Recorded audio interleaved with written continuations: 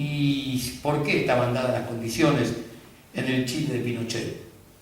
Porque había control social de la mano del terrorismo de Estado, se había convertido el Estadio Nacional en la mayor cárcel a cielo abierto que alguna vez haya visto la humanidad, no había derechos laborales, no había derechos constitucionales y se le podía decir a millones de chilenos: a partir de mañana a casa, la fábrica cierra, y en este nuevo formato de la Dirección Internacional del Trabajo, los productos elaborados los pone el norte y la economía extractivista la vuelve a poner el sur hasta nuevo aviso. Lo cierto es que Chile, 45 años después, no importa quién gobierne, quien sea, Bachelet o Piñera, lo grueso de ese laboratorio sobrevive.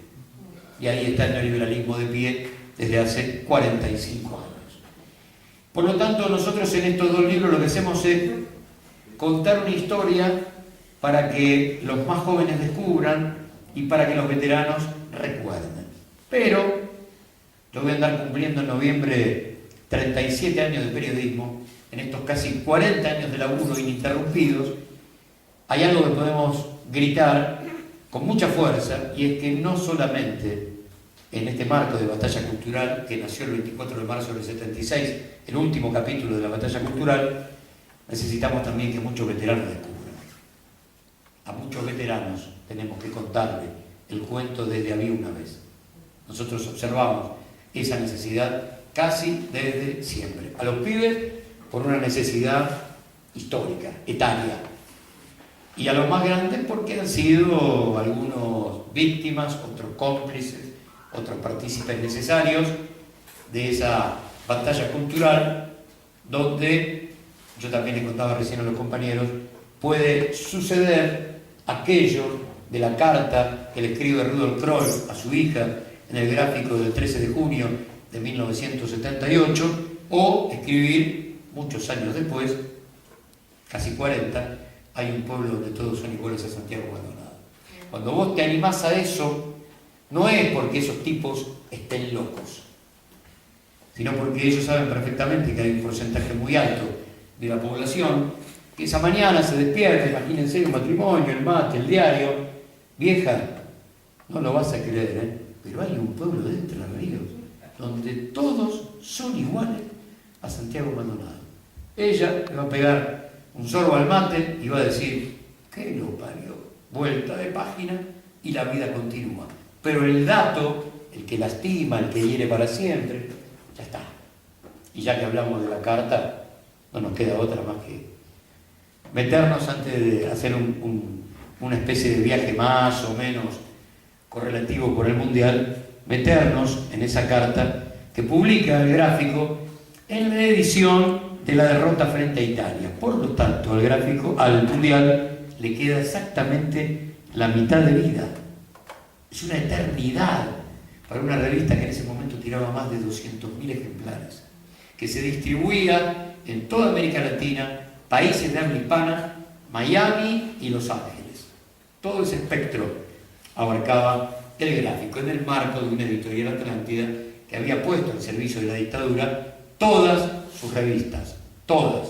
Y cada una de ellas trabajaba sobre un sector de la sociedad. Gente operaba sobre la clase media, para ti sobre la mujer, Villiquen sobre los pibes, y yo les pido que vean los suplementos de Abril del 82 y todavía hoy te ponen la piel de gallina. Chacra, para la patria agroexportadora. El gráfico en un momento clave del deporte entre el 78 y el 79, porque el 79, cuando el Mundial Juvenil, será parte de la campaña Somos Derechos Humanos, que intenta enfrentar la visita de la Comisión Interamericana de Derechos Humanos, y la única que no tenían la crearon, que era Somos. Por lo tanto, todo el espectro de Editorial Atlántida trabaja en función de ser los que van a completar a través de sus revistas semanales el laburo que diariamente hacen los 3 diarios de papel prensa. Y fíjense ustedes que no hay casualidades, porque cuando llega el menemismo, en el segundo desembarco del neoliberalismo en la República Argentina, ¿a quién le dan Canal 13? Al mejor alumno de papel prensa, a Manieto. ¿Y a quién le dan Canal 11? A Vigil, a Editorial Atlántida. Buscaron a los dos mismos escuderos, no hay casualidades. Le dieron a esos tipos la misma herramienta porque aseguraban perfectamente qué laburo podían crear. Y ese Telefe, nosotros solíamos decir entre compañeros de la televisión de la década del 90, tenía un solo programa, porque no importa en qué momento del día vos lo prendías, era lo mismo ver Chiquitita, Grande Pa, Susana, Amigos son los amigos o el noticiero. Era exactamente lo mismo. Fue un canal que intentó mostrar un país vaciado de política, esencialmente pum para arriba todo el día, de la mano de una realidad absolutamente ficcional. Cuando a través de esa golosina que llegaba por segunda vez para la clase media, que fue la convertibilidad, primero la tablita de Martínez de O para conseguir con la plata dulce prácticamente el mismo efecto, mientras la clase media jugaba, los tipos le metían 45.000 millones de dólares a la deuda, 30.000 desaparecidos, 330 centros clandestinos de detención, tortura y muerte, etcétera, etcétera, etcétera.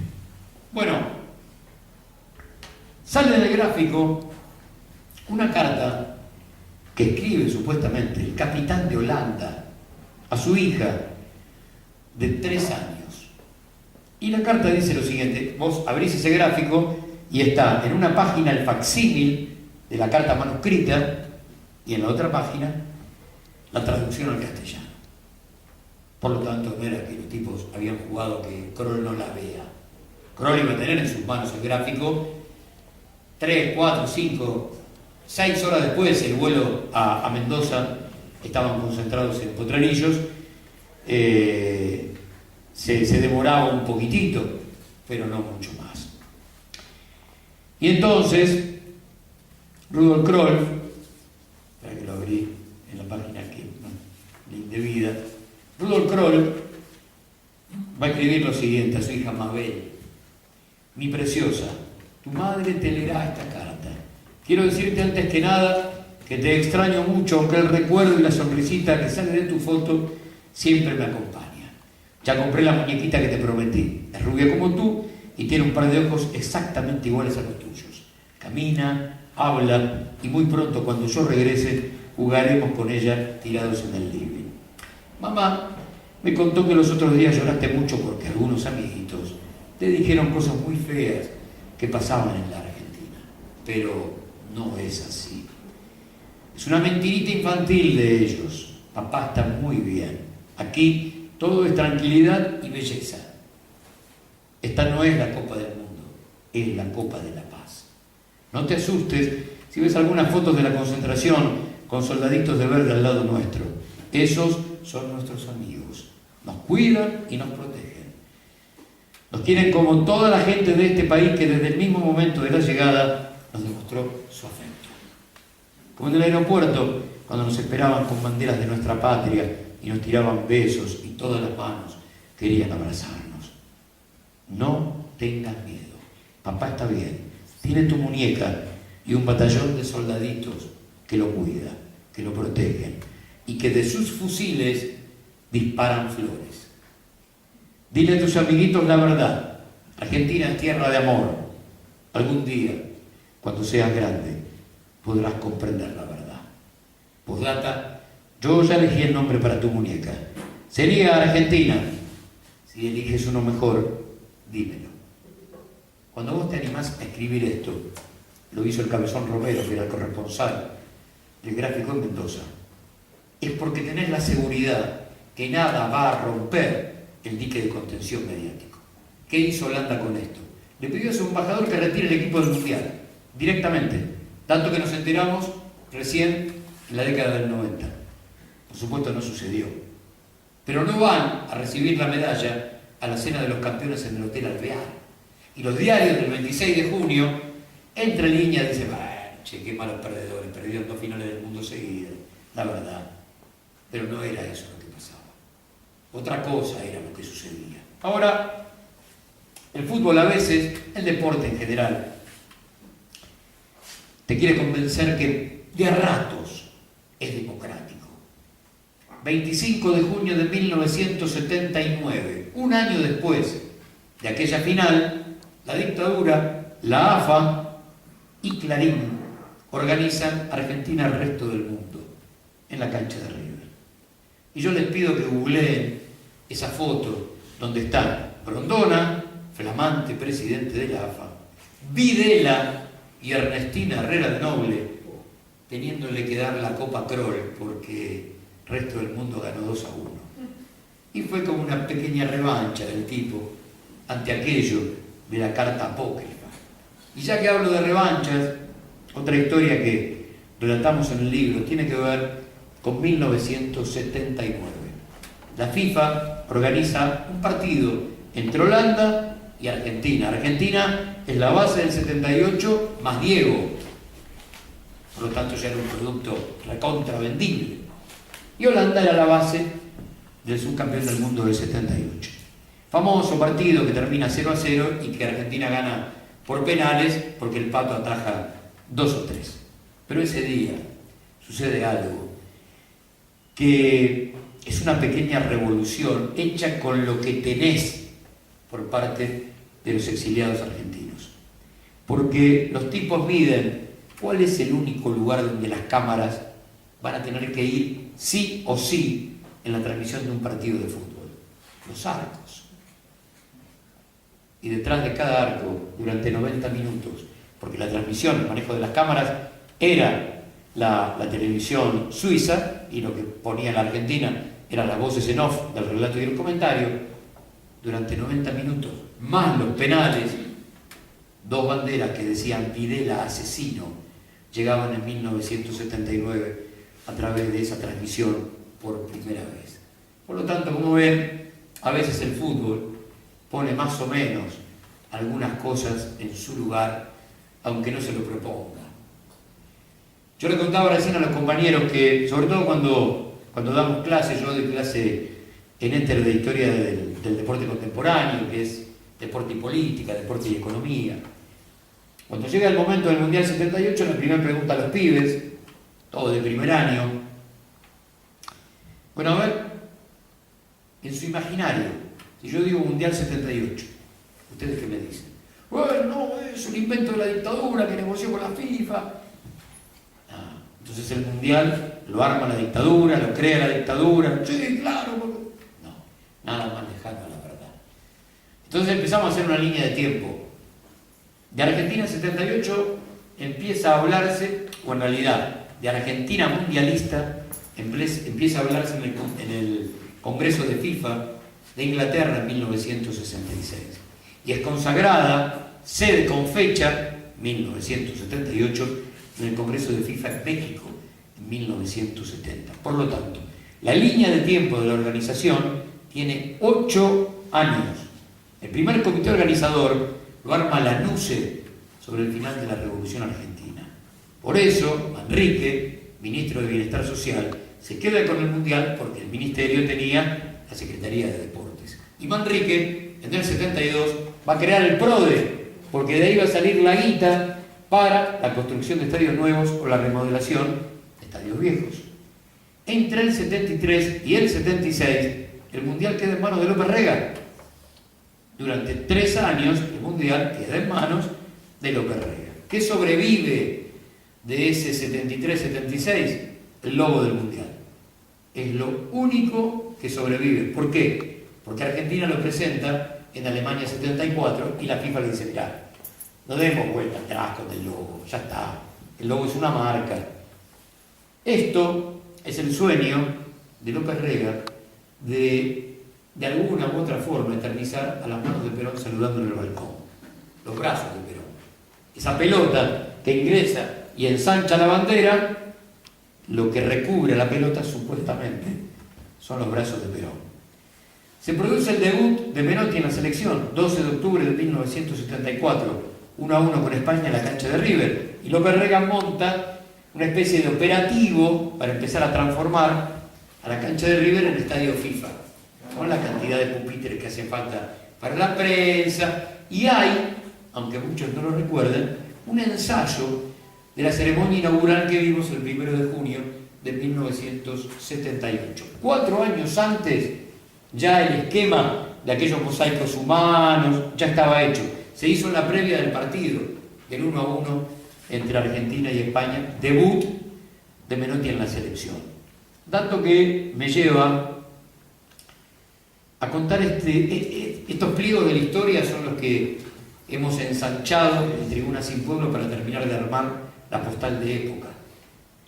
24 de marzo de 1976, Argentina tenía que jugar al mediodía de nuestro país con Polonia en Chopsov, en el marco de la gira que había arrancado con el 1-0 en Kiev, Argentina 1, Unión Soviética 0, en una gira europea que le va a dar chapa, no sé si de candidato, pero sí de un fútbol que estaba a la altura de las circunstancias. Y había que jugar con Polonia. ¿Y qué hacemos? Y se produce una discusión interna muy grande en el plantel. ¿Jugamos o no jugamos? Van a pasar dos cosas. La primera es que el cuerpo técnico quiere jugar y un grupo de jugadores se opone de manera muy férrea, muy férrea.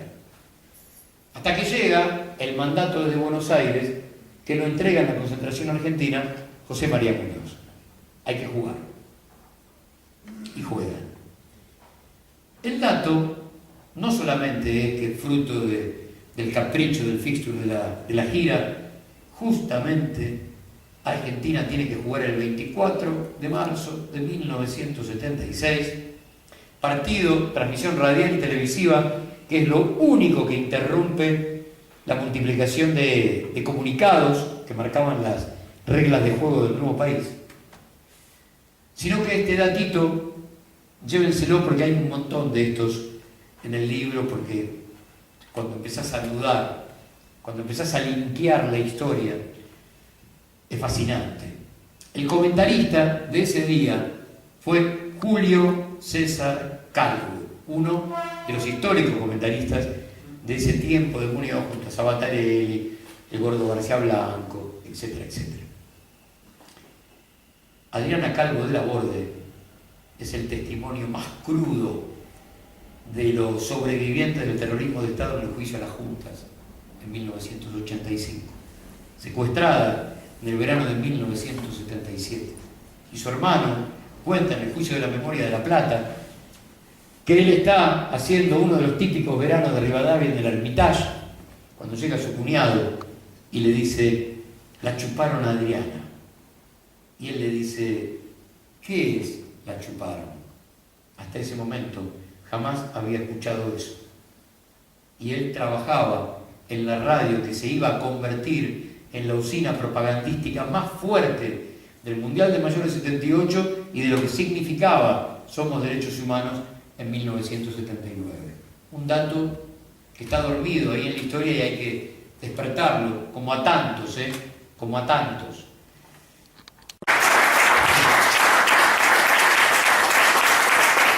Vine Vicente López en marzo del 76 porque a los oídos obreros alguien decía por entonces, mi viejo era portero de un edificio en Amenábar entre Sucre y Echeverría, en la crema de Belgrano, que había que ser perito mercantil si el pibe quería tener laburo rápido, porque en tercer año éramos tenedores de libros, teníamos un título intermedio y podíamos laburar a los 16, a los 17.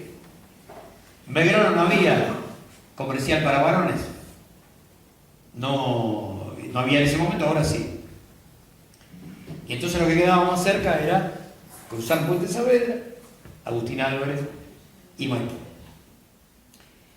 Yo sabía de dónde venía.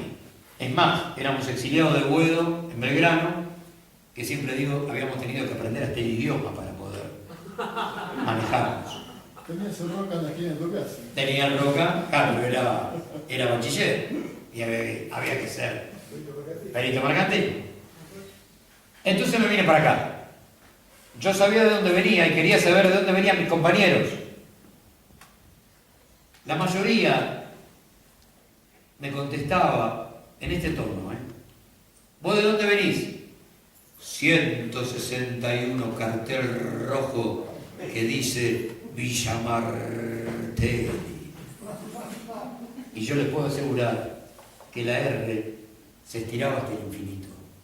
Era un grito de guerra de esos pibes. Vengo del barrio obrero, del barrio de los hornos de ladrillo del Constituyente, de la Lí, de la Lombí. La puta. Sonaba fuerte, muy fuerte.